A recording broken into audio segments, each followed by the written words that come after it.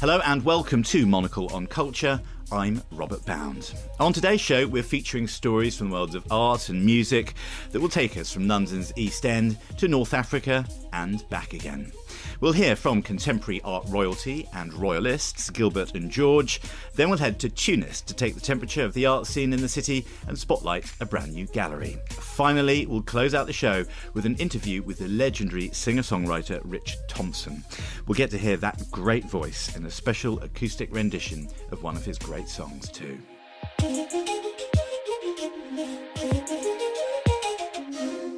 First up, the artistic duo Gilbert and George have lived and worked in London's East End since the 1960s. Last year, they opened their own dedicated exhibition space in the area. To celebrate the anniversary, they have a new exhibition of 28 London pictures created by sorting and classifying newspaper posters. As we'll hear, those posters were stolen by the resourceful duo over a number of years. Monocle's Tom Webb headed down to Spitalfields to take a look. Here's George on what they wanted to achieve with the Gilbert and George Centre and why they set it up. Well, for years, as we walked the streets of the world, we were stopped by young people who say, "I love your art." And we always said, "Which art did you see?" They'd never actually seen an exhibition. They'd seen a magazine or a television program. And we realized that access to the art of living artists is very rare. You have to wait years for an exhibition of Henry Moore, maybe 10 years.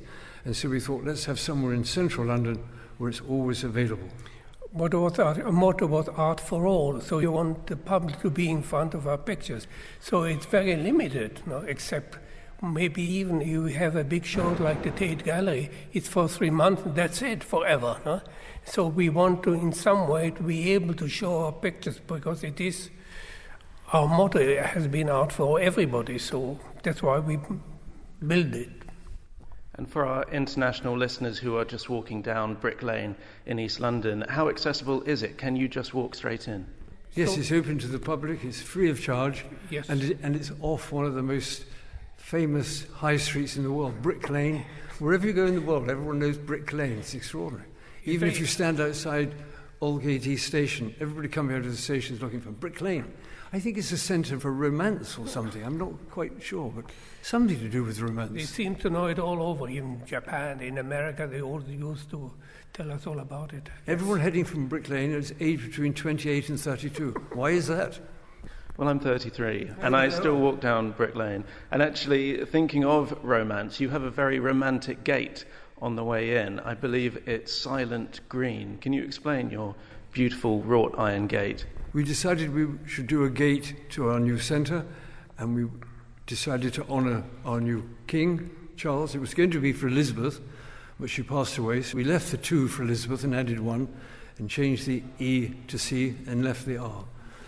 And it's painted in visible green, because when the Industrial Revolution hit the world, people started walking to places where they could get wages. And they walked from villages just as the bee flies, and they were walking over Toff's land, and people were looking out the window thinking, what are all these common people doing? Let's sit up fences. And they didn't know what colour to paint the fences. And they asked Capability Brown, the great landscape artist, what colour should the fences be? And he invented the colour invisible green based on the different greens you could see in the landscape, from holly to grass to trees. So it's all a crazy invention. And these beautiful gates have been open for 1 year now. 1 year, yes. How has the centre been received by the public? I think extraordinary public we have, extraordinary. Everybody seems to love it, the whole idea. It's not a monumental, it's small, but it is 3 big galleries, and we can see a certain amount of pictures, and it's free. It's all free. Beautiful catalogues we produce, and I think they love it. And there are people from different parts of the world in London all the time, yeah? So a lot of the people who came to see the show are from Latin America or from the Far East, a lot of Europeans. They seem to know Brick Lane as well, so not only our centre, but Brick Lane is quite important for them.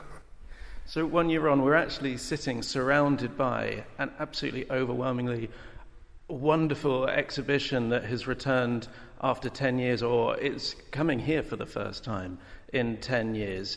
Can you explain the London pictures that are currently sitting in the gallery? London pictures. It all started when we were walking to London and passing all the newsagent shops and finding we could steal the posters from outside until we ended up with 3,700. Yes, every night when we go for dinner, we used to do a big walk, a half-an-hour walk, and we were able to collect all these posters. I think it took 2 or 3 years to collect all these amazing stories. They tell an amazing story. It's like a cityscape in some way. Did you receive a warm reception when they travelled the world? What did international viewers of it, how did they interpret it? We do get a lot of love. We get a lot of love letters from countries we've never visited. And prisoners. And a lot from prisoners, strangely, yes. I think prisoners can identify with our message of freedom.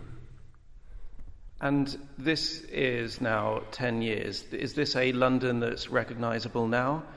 Nothing has changed, not really. The same subjects. There will always be pupils. Divorce, yes. And there's a huge number of pieces here.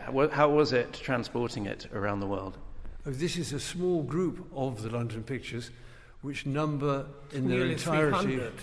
And here we have 26, now, but altogether there are nearly 300. One day we will find a very strange big space where we can show all 262 pieces. That will be extraordinary. We showed them, I think, 11 years ago all over, from Japan to Germany to Italy, America, and all this stuff. But now these are our pictures, so we wanted to show in our place. It's very good because normally it's only 3 months if you show in a museum, but here 1 year is quite exciting. And all work features the late Queen in the form of how she appears on various coins. Like a stamp, stamping it here. At different ages as well. And what was the thought behind her inclusion? I think it's a huge thank you from us. She was the most loved person in the world. Huh? Extraordinary. And have you had an opportunity to mark the accession of Charles III? Oh, we did. Yes, we've just created a group of ink washes. God save the King, long live the King, Chaz forever. We're very excited about it. And they're available online, and strangely, they're sold to countries that don't have a monarchy, that would rather like to have a monarchy, I think. Like in Naples. In Naples they buy them, but they did have a monarchy and no longer have one. It's quite amazing. Naples are buying long live the King. Extraordinary. So that's part of something that you've done recently. Are you working on anything currently? We just started 7 new pictures, which are top secret, but I can give you the titles. We did 7 pictures. Bolted, Whisked, Screw You, Just Eat, Mangal 1, 4 Straws, Cross Screwed. There's a lot of screwing there. A real exclusive there. I'd say George has just pulled out a huge wad of paper from his pocket to bring us that. How are you collecting inspiration currently? Just We are feeling the world. thinking and feeling. Feeling the world. That's moment. very simple. That's We the are job still of the alive. artist. Right? Yes, we are not completely brain dead, but yes. So you're not always skulking around in the dead of night stealing That's an inspiration. entirely different subject. Many thanks to Tom Webb for that interview. The London Pictures exhibition at the Gilbert and George Centre is open now until the end of the year.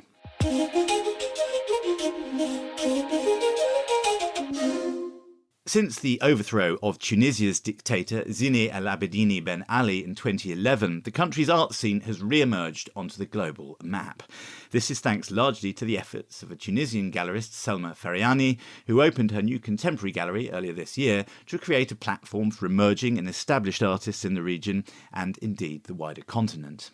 Here's Monocle's Claudia Jacob in conversation with Selma in her new space, where the gallerist begins by explaining why the scene is still experiencing growing pains.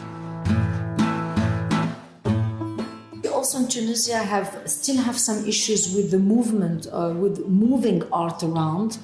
I had to find a solution. And that's what I like about, I dislike at the same time, because in our country, you always need to think of a plan B. It cannot be only the plan A. You will need to use another plan to make things well. To adapt. But what I think also is important, and for our community here and the other galleries and the other art centers, for us, we have to fight for it, and we have to make it happen. It doesn't come easy, but maybe, we appreciate it more when we reach our goal in a way. The scale of Feriani's 2,000 square metre slick new gallery, the largest white cube space in Tunisia, strikes me as indicative of the determination of the city's art scene to bounce back in the decades since the dictatorship was dismantled. It's clear, however, that making a living both as a gallerist and as an artist in Tunis is a complicated and arduous process. I mean, in Tunisia, and as Tunisians, you never ask anything to the government. Right, okay. We don't operate like that. You know that you need to do it yourself. At the opening of Feriani's new exhibition, Fallen Archetypes, the tight-knit artistic community of Tunis has come out in full force. Among the attendees admiring Tamer Medri's colourful canvases are visual artist Feriel Doulan Zouari and calligrapher Nissen Consentini, who studied in Paris, and painter Fares Tabet, who studied fine art in Madrid. All three returned from Europe in the last decade in search of their native artistic scene and removed from the pressurised bubble of Europe's most lucrative art markets.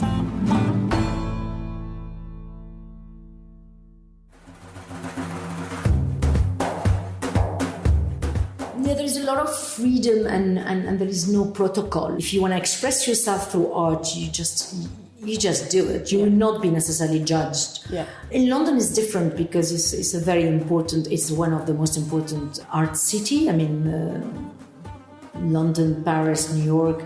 So things are obviously very mature and very advanced and very organized in a way. Yeah. Hopefully we can keep this freedom of expression because we fight it for that. Nevertheless, the weakness of the Tunisian currency abroad means that gallerists and curators have a very low buying power. Walking in the lively network of alleyways in Tunis's historical Medina, Aisha Zaid, production manager of NGO La Rue, explains to me that funding from the French and Swiss Ministries of Culture helps to ensure that emerging artists in Tunisia aren't forced to travel to Europe to receive an arts education. But it's not necessarily easy to be a gallerist in Tunisia. It's a very small market, so financially it's very difficult. Alongside her gallery, Feriani set up an artist-in-residence programme to offer emerging artists a platform.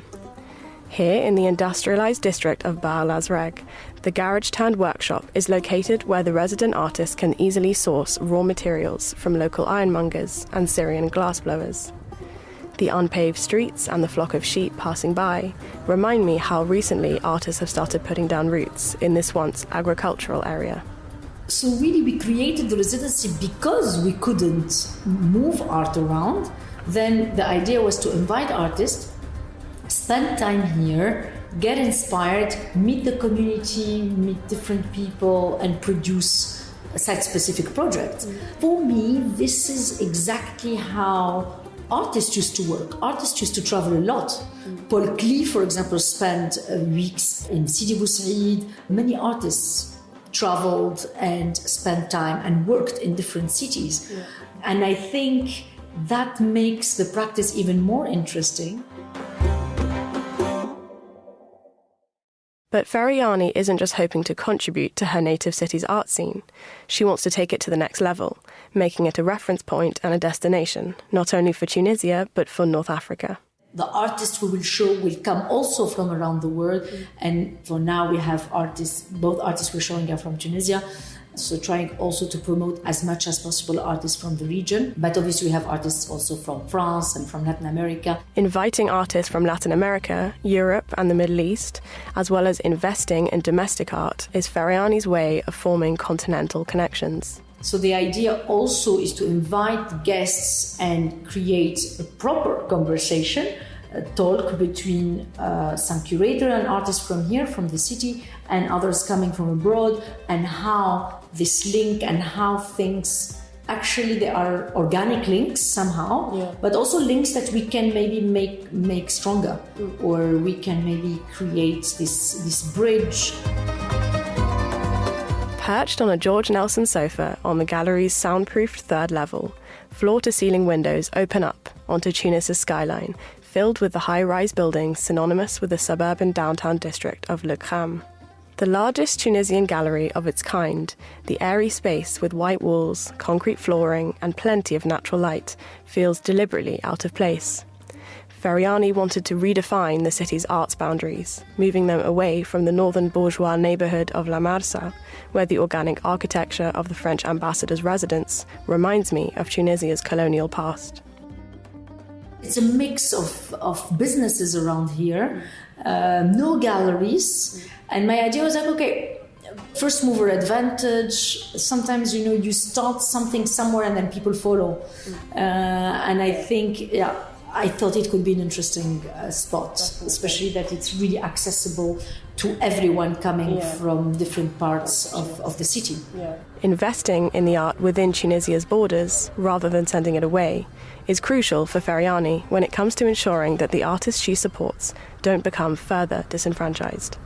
But when the artists become international, then, they become not accessible to the Tunisian collector. Once the artists become, for example, we have a lot of artists who actually live abroad. They studied in Tunisia and then continue their studies abroad and live in Paris or London or New York. Then they become part of this international market and then not accessible to the Tunisian market. This is why people want to come back. Yes. But what I like about this city and our community is the energy of the young generation here. They never give up. I think there is always hope and light at the end of the tunnel. That was Claudia Jacob in conversation with Tunisian gallerist Selma Feriani. To learn more about this particular story and to see some truly stunning images of the gallery and the city, pick up the next issue of Monocle. That's on sale on the 22nd of June.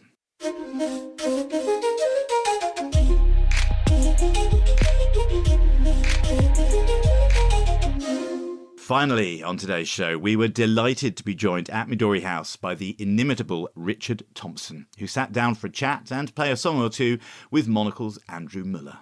Nice booking, Andrew. If you ask pretty much any songwriter, and certainly any guitarist, to cite their benchmarks, it will not usually be too long before Richard Thompson's name is invoked. He has been a colossally influential figure for more than half a century. In June, he will celebrate his 75th birthday with an all-star concert at the Royal Albert Hall in London. Despite the vast trove of past glories he could be trading on, Thompson continues to produce new work, the latest of which is the album Ship to Shore, which contains, among much else, the song Singapore Sadie. Oh, Singapore Sadie, she's 3-time little lady of anyone that you can name. That's why the tongues are wag in the gob of each hag, deficient in beauty. First of all, a belated happy 75th birthday. Yeah, a bit late, but thank you anyway. But still coming up, there is a huge celebration of that at the Albert Hall in June. I know you did something similar 5 years ago, but in the, I'm sure, unlikely event that tickets are still available, what can people expect? They can expect lots of guest artists. Unlike the 70th, which my agent got very enthusiastic and basically booked half the folk scene bit before I could even raise the telephone receiver, to use a quaint phrase. This time, there'll be a few less guests and a bit more of me. So me and my band, Bad Grammar, will open the show at 7:30, be there prompt, and we'll do 40 minutes, 45 minutes, and then we'll have an interval, and then it'll be the guests. And we've got some exciting people. Some I can't name, but really interesting people that I've admired for a long time. I can name Crowded House, some of will be there. Ralph McTell, my friend Ralph McTell. Michael Doucet from the band Beausoleil, is flying over from New Orleans. John Etheridge, my old friend and neighbour from Soft Machine. My children. It is quite the dynasty at this point. It's getting a bit dynastic, yes. Well, my grandson's in my band now. My grandson Zach, which is great. Very, very good guitar player. He would need to be. He would need to. Well, I didn't encourage him. I didn't discourage him. I just sort of left him alone. Well, we might have sat down like twice when he was younger and sort of talked about the guitar, and looked at a few points here and there. But he just picks it up, himself, and He's stolen everything from me, I should emphasise. Well, he wouldn't be the first. I mean, as well as the dynasty, there is, of course, now such a hefty back catalogue that the various anniversaries do come thick and fast. I'm just wondering, do any of them register with you? It's 55 years this year since that trio of Fairport Convention albums, Legion Leaf and Unhalf Bricking and What We Did on Our Holidays. Release schedules really were different then, weren't they? And it's 50 years since I Want to See the Bright Lights Tonight. I mean, these things do get noticed, but do they register with you? Bright Lights I noticed because there are a bunch of reviews in strange places, like the New Statesman. I thought, funny, reviewing the New Statesman, which was said nice things. But that's a record I like. It's a record I'm proud of. And I think it is a good record. It got neglected at the time, as they usually do. And at some point in the digital streaming age, people started to notice that record, and they noticed, John Martin and Nick Drake and people, lots of the wonderful artists from the '60s who at the time didn't sell a lot of records. I mean, you did touch on that period in your memoir, which came out a few years ago, Beeswing, which I think covered 67 to 75. But when you reflected on that period from quite a distance, did anything about telling your own story to yourself surprise you? A lot of things surprised me, yeah. It's a bit disturbing to go into detail in that way, because there's some things that you rerun in your mind or in an interview or something all the time, and you think about those. But then when you have to deal with the other stuff, it's quite hard. It's quite hard to deal with the darker stuff, stuff you really don't want to look at, but you have to look at because, you've got Faber on the phone saying, where is it, So, yeah, it was tough. We had an accident in '69 that killed our drummer, and that's something that was so traumatic at the time, but in a sense we didn't deal with it the way you would deal with it today. You'd say, okay, you need to go to therapy, you need counselling. In those days I was like, well, it's not long after World War II. We were all traumatised. We all had bombs dropped on us. Pick yourself up and get on with it. Stop being flaky or something. In retrospect, that was very difficult for us, and I think as a band, Fairport made bad decisions for the next couple of years, really. Where the band kind of broke up, people left. But I think we were all suffering. A question I have, and it does pertain to something we were discussing briefly before we recorded this. It is the frets and refrains. It's the guitar and songwriting camp that you teach at, along with your son Teddy Thompson and your grandson Zach Hobbs. Yeah. I'm just putting this to you because it's been a pet contention of mine for a long time that to a certain point you can probably teach most people to be vaguely competent at most things. But with something like playing the guitar and writing songs, and if you don't know the answer to this question, I don't know who does. Can you teach all of it? There's got to be something you've either got or you haven't got, because it's not hard to teach someone to play three chords. It's not hard to teach them to rhyme street and meet and walk and talk. But not everybody can play the guitar very well, and not everybody can write a song that anyone remembers 5 minutes from now, never mind 50 years. No, I think we teach philosophy, actually. I'm not sure what we actually teach notes. Guitar, you can to an extent say, your fingers are too far behind the fret. Just move those up a little bit and everything will be much sweeter. So, yeah, you can teach guitar to an extent.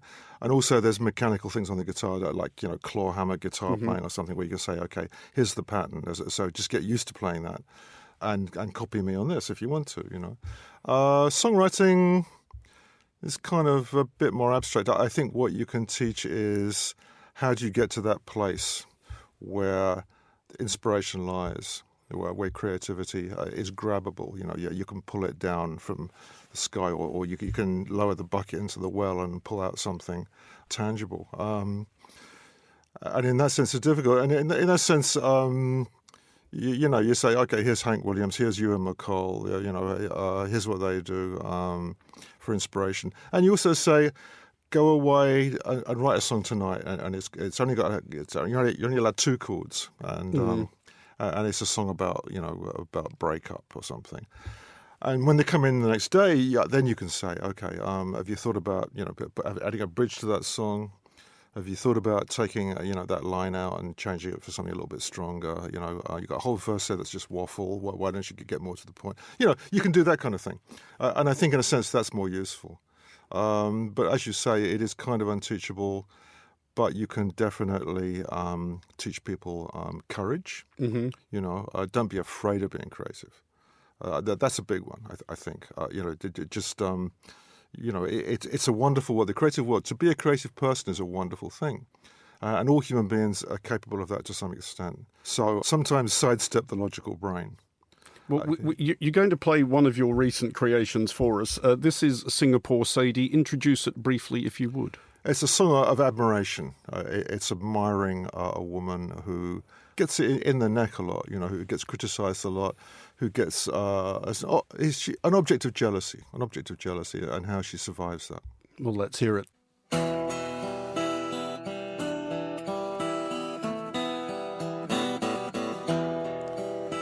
Oh, Singapore Sadie, she's 3 times the lady of anyone that you can name. That's why the tongues wag in the gob of each hag, deficient in beauty or brain.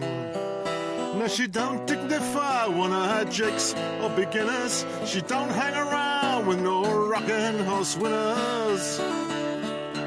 'Cause her love is a mystical thing. I swear I hear choirs celestial sing. Her love doesn't come every day. It comes like a bolt from the blue, burning and blinding and true. Oh, Singapore Sadie, she leaves them all standing, the envious howling their side.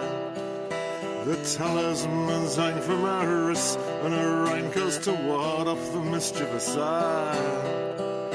Now some gals just lay it all there on the table. She keeps you guessing like Monroe or Gribble.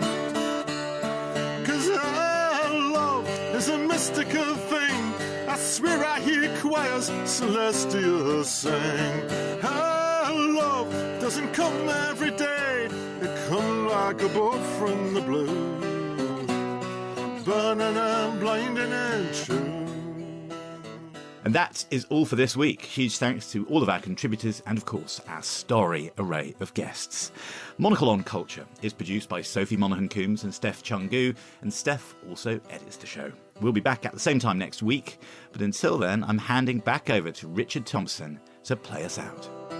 Oh, Singapore Sadie, she channels the dead like they're standing right there in the room. She can be forgiving at times to the living, so please number me in that crew. Now don't dignify one of her jakes or beginners. She don't hang around with no rockin' horse winners.